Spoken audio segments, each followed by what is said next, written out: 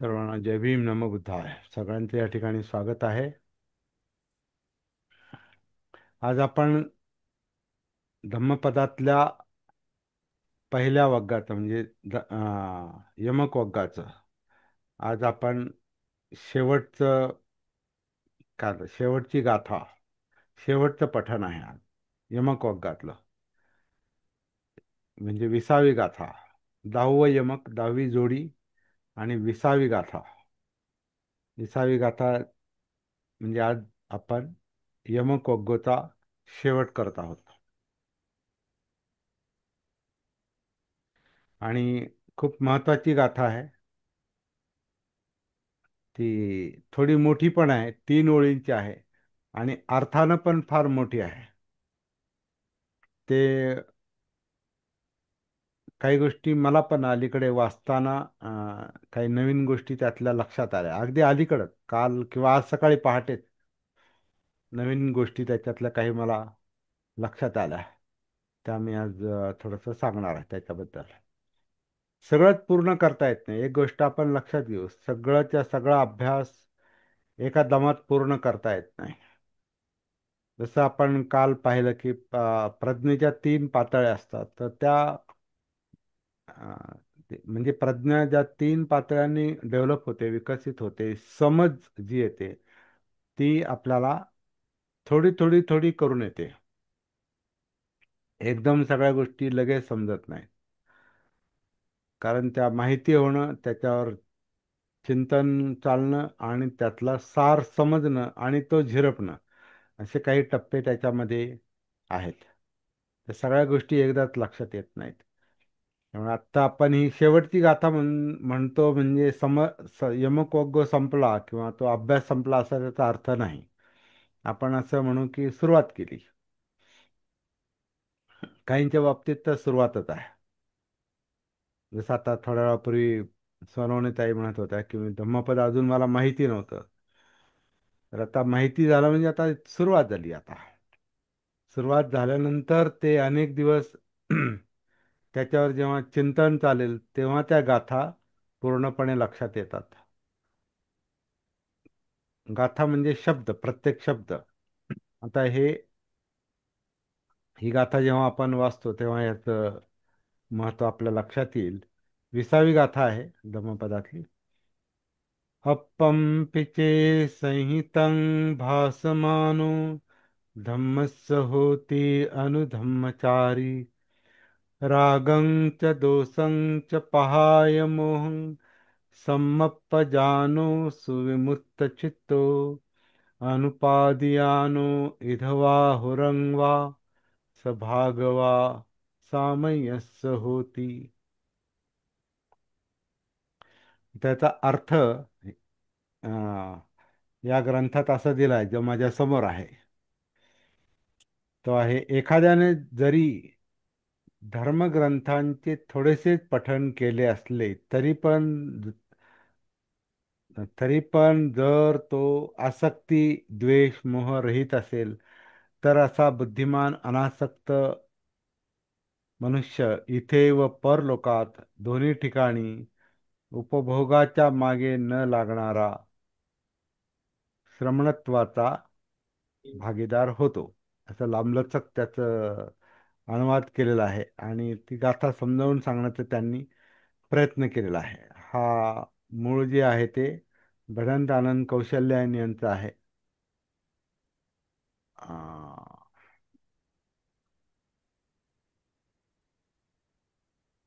आणि त्याचा अनुवाद नरेंद्र बोखारेंनी केला आहे आणि प्रकाशन बार्टीने केलेलं आहे.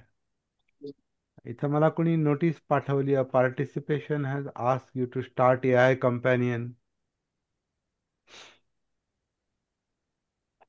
कुणी काही मेसेज टाकला का इथं? नाही ना?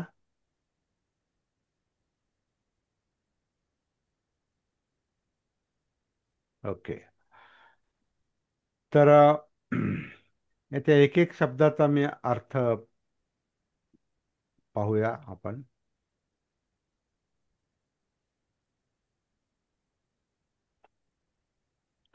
अप्पम पिचे संहितं. आता हा संहिता शब्द जो आलाय त्याचा थोडासा डिक्शनरी, मराठी मराठी डिक्शनरीतला अर्थ पण आपण पाहूया. अपंपीचे म्हणजे अल्प, थोडासा, थोडस, थोडस जरी संहिता बोलली, भास मानो सांगितली. आता भासमानो म्हणजे भाषण, भासमानो यांनी पठण असा अर्थ केलाय. परंतु इतरत्र भासमानोचा अर्थ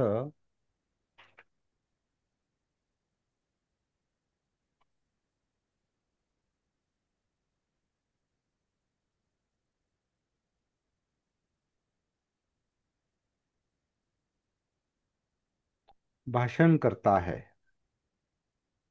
संहिताओं का, बुद्ध वचनों का भाषण करता है, म्हणजे बोलतो तो. म्हणजे भासमानो भासती, बोलणे असं आहे. यांनी इथे पठण असा शब्द केला. पठण म्हणजे वाचन, फक्त वाचन नाही, बोलणे, पठण केलेलं सांगितलं जाणं. तर आता पठण हे दुसऱ्याच्या समोर केलंय का स्वतःच पठण करतो, असा असा पण एक त्याचा संदर्भ येऊ शकतो. पण मुख्यतः जो थोडस संहिता वाचतो, सांगतो. आता संहिताचा अर्थ जो आहे, मराठी डिक्शनरी आहे, मराठी मराठी, त्याच्यामध्ये संहिताचा अर्थ आहे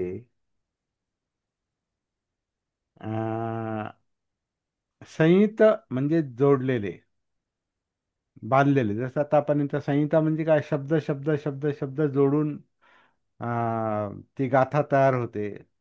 तसं माणूस बोलतो, तसं लिहितो, तसे जोडून शब्द जोडून जोडून, वाक्य जोडून जोडून ग्रंथ तयार होतात. याला संहिता म्हणतात. संहिता म्हणजे एकत्रित केलेलं, जमवलेलं, गोळा केलेलं, संक्षिप्त असाय त्याचा अर्थ आहे. तर संहिताचा अर्थ अशा प्रकारचा आहे. आणि संग्रह,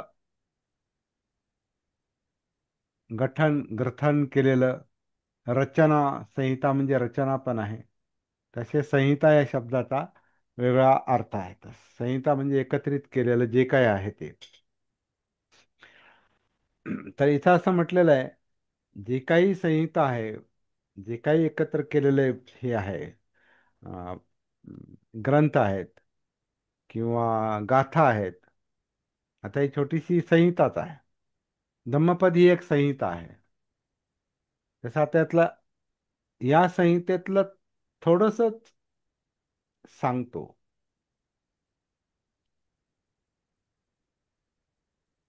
पण त्यातल्या ते शब्द जे आहेत, ते शब्दामध्ये धम्म साठवलेला आहे.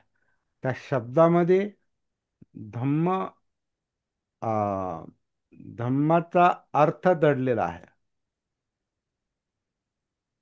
तर तो धम्म जो जाणतो, त्यानुसार जो आचरण करतो धम्मचारी, त्या धम्मानुसार जो आचरण करतो किंवा अनुधम्मचारी म्हटलंय, त्या शब्दांबरोबर, त्या शब्दांच्या अर्थाबरोबर, त्यातल्या धम्मांबरोबर तो चालतो.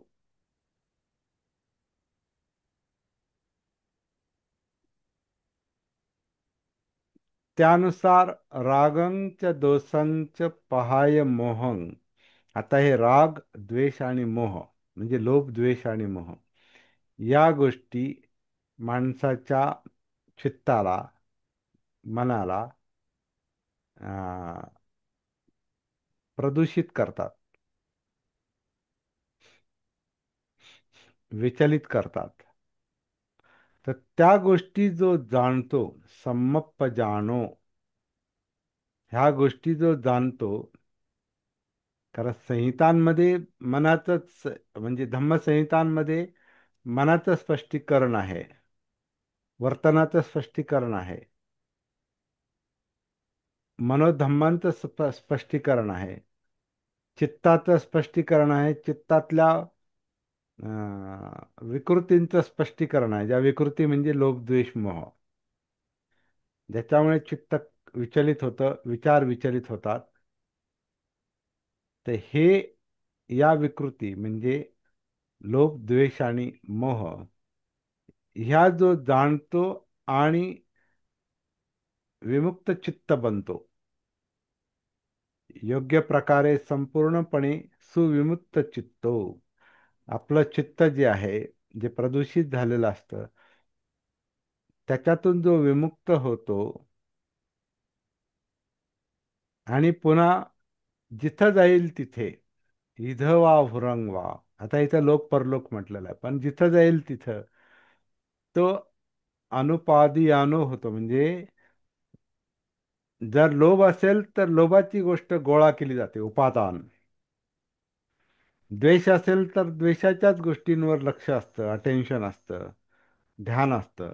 लोभ असेल, राग असेल तर रागाच्या लोभाच्याच गोष्टी पाहिजे पाहिजे म्हणून त्याच्यावर ध्यान असतं, लक्ष असतं. आणि हे सगळं अविद्येमध्ये होतं, अजागरूकतेमध्ये होतं, सती नसल्यामुळे होतं, जागृती नसल्यामुळे होतं, म्हणजेच मोहामुळे होतं. मोह म्हणजे भ्रमिष्ट अवस्था, भ्रम, संभ्रम. अं, संभ्रम ज्याला आपण म्हणतो, त्याला म्हणतो जिथं स्पष्ट काही दिसत नाही, जाणवत नाही, कळत नाही, त्याला मोहावस्था म्हटलेला आहे किंवा त्याला अविद्या म्हटलेला आहे. अज्ञान म्हणतो आपण त्याला. तर अविद्येमुळेच लोभ आणि द्वेष निर्माण होतो. तर हे लोभ आणि द्वेष आणि मोह, हे जो जाणतो आणि चित्ताला विमुक्त करतो, आणि इथं तिथं कुठंही तो त्याचा पुन्हा संग्रह करीत नाही, उपादान करत नाही. अनुपादियानो असा मनुष्य समण असतो किंवा धम्माच्या मार्गावर असतो, असं म्हटलेलं आहे. तर ही गाथा जी आहे ही अत्यंत महत्वाची अशी गाथा आहे आणि प्रॅक्टिकल गाथा आहे. याच्यावर आणखीन बरंच काही आपल्याला चिंतन करण्याची आणि अभ्यास करण्याची गरज आहे.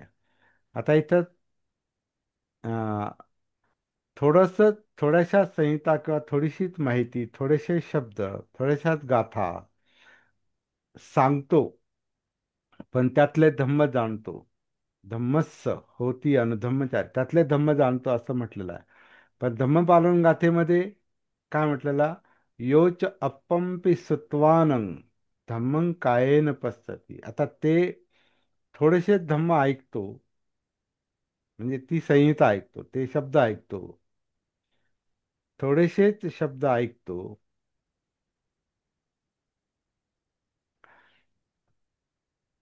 योच अप्पंपि सुत्वानं, थोडेसे शब्द ऐकतो. योच अप्पंपि सुत्वानं धम्मं, ऐकलेल्या शब्दातले धम्म अर्थ,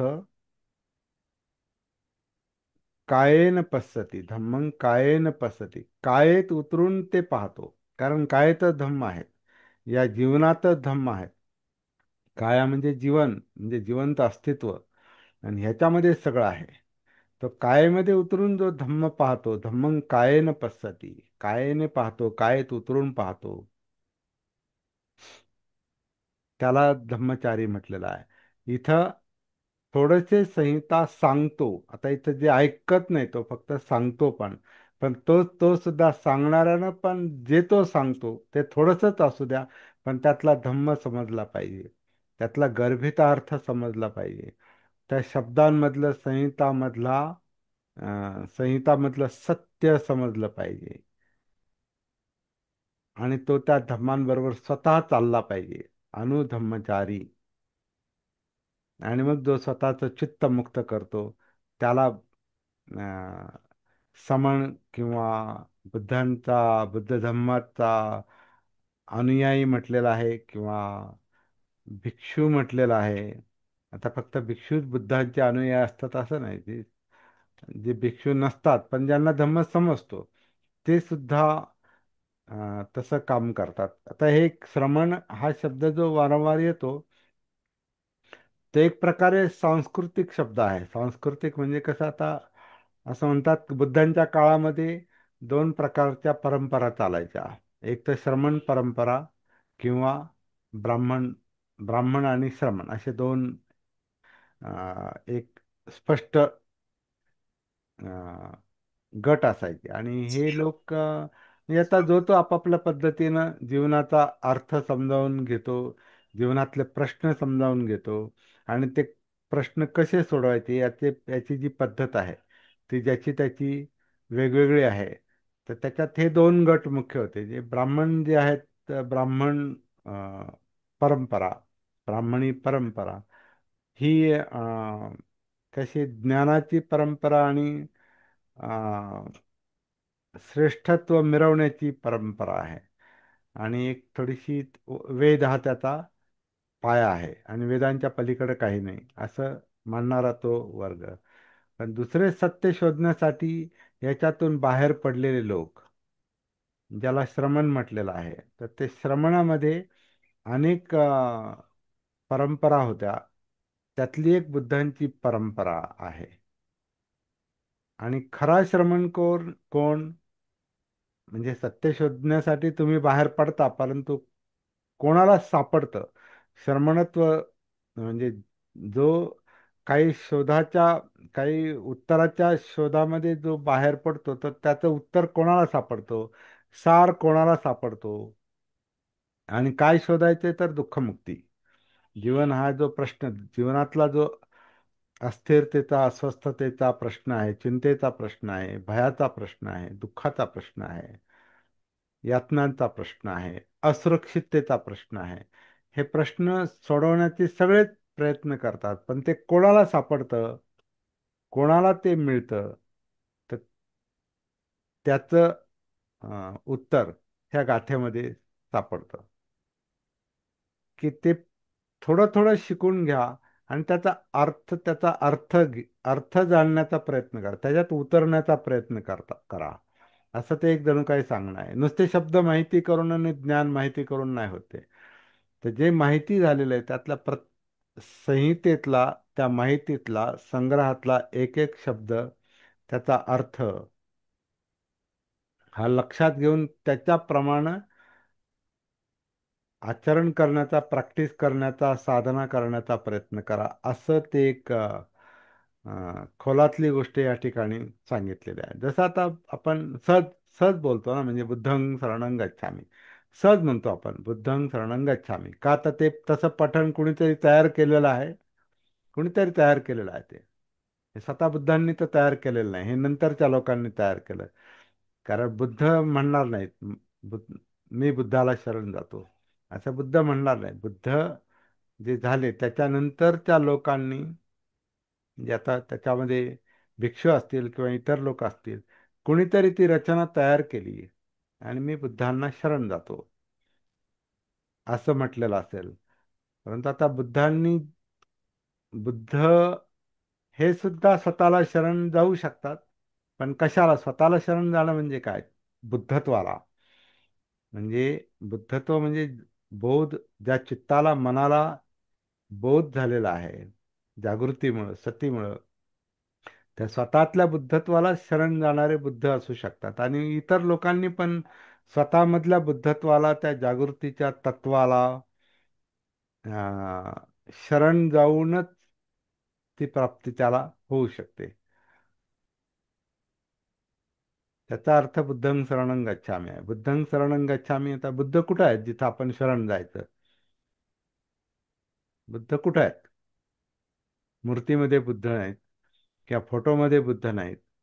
जसं आता बाबासाहेबांचा फोटो म्हणजे बाबासाहेब नाहीत, पण बाबासाहेबांची आठवण करून देणारं आणि स्मरण करून देणारं ते एक केवळ प्रतीक आहे. तसं बुद्धांची मूर्ती हे प्रतीक आहेत, पण मग बुद्ध कुठं आहेत? बाबासाहेब कुठं आहेत? बाबासाहेब आपल्याला कुठं दिसतात? तर बाबासाहेबांचे जेव्हा आपण विचार जाणण्याचा प्रयत्न करतो, त्यांचं कार्य जाणण्याचा प्रयत्न करतो, बाबासाहेब नावाची व्यक्ती कशी असेल, कसं काम करत असेल, त्यांची समज कशी असेल, त्यांच्या जाणीवा कशा असतील, त्यांची संवेदनशीलता कशी असेल, ते कशा प्रकारची व्यक्ती असेल, हे जाणणं हे फोटोवरून नाही जाणता येत.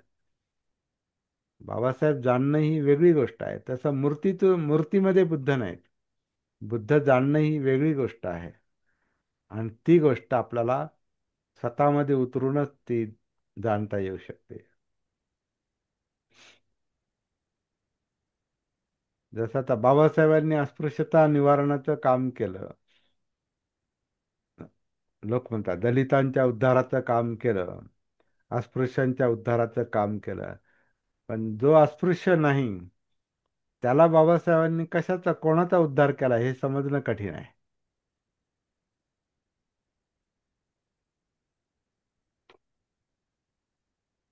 ते आपल्यासारख्याला थोडं थोडं समजू शकतं.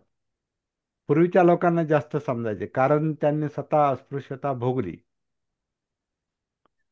भोगत होते. आणि म्हणून बाबासाहेब त्यांची भाषा जास्त बोलायचे, मग त्यांच्याशी बोलायचे. मग लोकांनी तसंच ठरवलं की त्यांनी अस्पृश्यांचा उद्धार केला. ऍक्च्युअली त्यांनी माणसांचा उद्धार केलेला आहे. फक्त अस्पृश्यांना अस्पृश्यतेतून बाहेर काढलं नाही, तर सगळ्याच लोकांना त्यांच्या त्यांच्या विकृतीतून बाहेर काढण्याचा त्यांनी प्रयत्न केलेला आहे. त्याचे उदाहरण म्हणजे अनाहिलेशन ऑफ कास्ट, जातीभेद निर्मूलन हे भाषण म्हणता येईल, किंवा इवन राज्यघटना लिहिली. हे सुद्धा सगळ्यांनाच अडचणीतून बाहेर काढण्यासाठी त्यांनी लिहिलेलं आहे, त्याची रचना केलेली आहे. त्यातला कायद्याचा भाग म्हणून नाही, त्यातला तत्वांचा भाग. आणि ते तत्व म्हणजे आपण थोडक्यात म्हणतो स्वातंत्र्य, समता, बंधुत्व, न्याय. ही तत्व जी आहेत, ही तत्व महत्वाची आहेत. त्या तत्वांना धरून कायदे तयार झाले.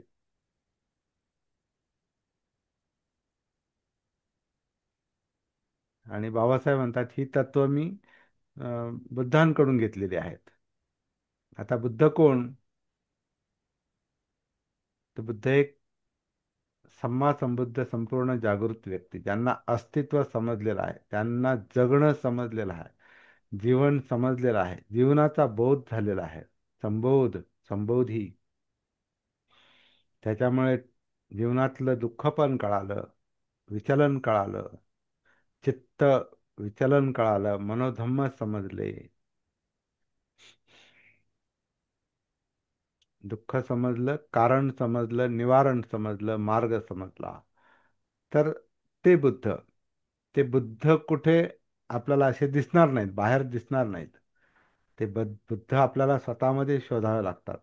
आणि ते सती जागृतीनं शोधता येतात. तिथं आपल्याला बुद्ध जाणवतात, दिसतात. तिथं बुद्धं शरणं गच्छामी आहे.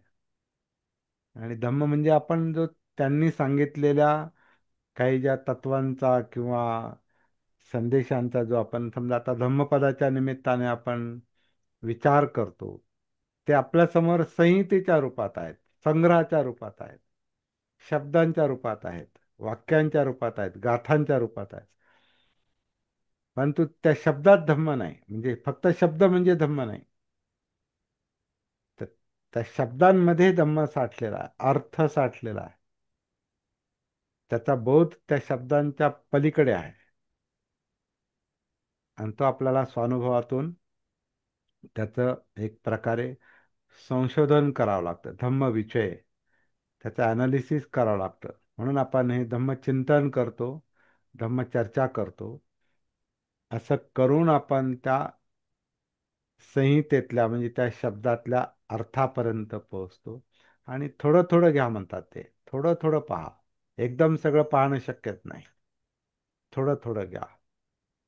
अपंपिचे संहिता संहितं भासमानो धम्मस्य होती, त्यातला धम्म पाहतो आणि त्यानुसार चालतो. अनुधम्मचारी, धम्मा धम्मा बरोबर चालतो, धम्मामध्ये उतरतो. आणि मग काय सापडेल? तिथं दुःखाचं मूळ सापडेल, तिथं यातनांचं मूळ सापडेल, असुरक्षिततेचं मूळ सापडेल, भयाचं मूळ सापडेल. आणि ते आहे राग किंवा लोभ, द्वेष आणि अज्ञान. तर अज्ञान, अविद्या जी दूर होते, ती सतीमुळे दूर होते. आधी ते ते काय म्हणतात, एखादी काच आपण स्पष्ट केली का ती पारदर्शक होते.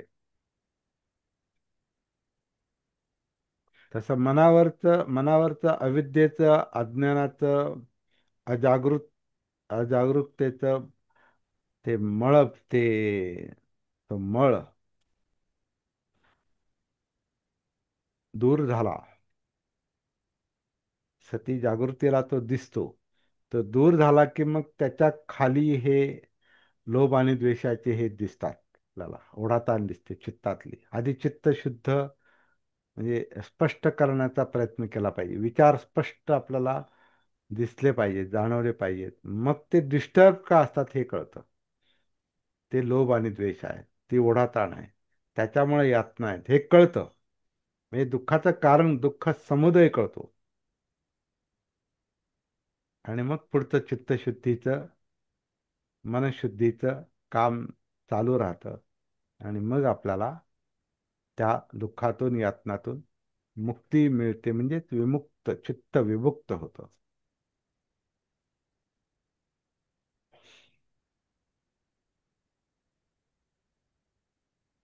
असा माणूस हा समण मानलेला आहे, किंवा बुद्धांचा शिष्य आहे, किंवा बुद्ध धर्मातला अनुयायी आहे, बुद्ध धर्माचा अनुयायी आहे. दुसऱ्या शब्दात तोच खरा बौद्ध आहे.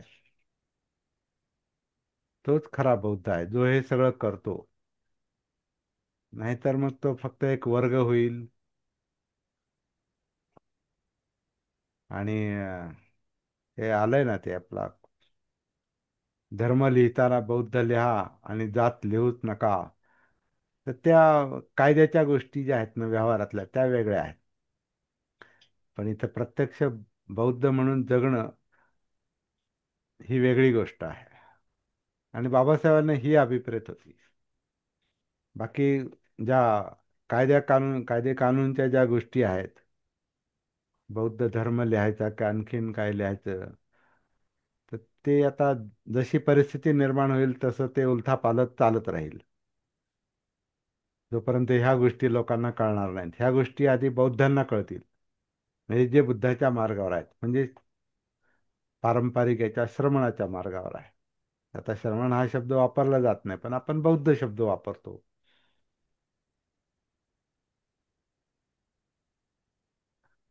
तर ते दाखल्यावरची गोष्ट नाही, ती जगण्याची गोष्ट आहे. असा एकूण याचा अर्थ निघतोय. आज या ठिकाणी आपण यमक वग्गो, धम्मपदातला पहिला जो वग्ग आहे यमक वग्गो, हा इथे आपण संपवलेला आहे. 20 गाथा आपण पूर्ण केलेल्या आहेत. पुढचा जो वग्ग आहे तो अं, माझ्या दृष्टीने याच्याही पेक्षा महत्वाचा आहे. आणि तो आहे अपमाद वग्गो. अपमाद म्हणजे जागृती आहे, सती आहे, भान आहे.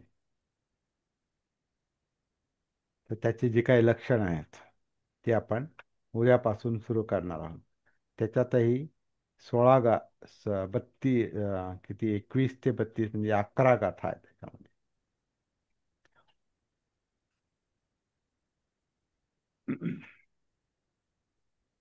तात्पुरतं मी थांबतो तुमच्यासाठी पुढचा वेळ.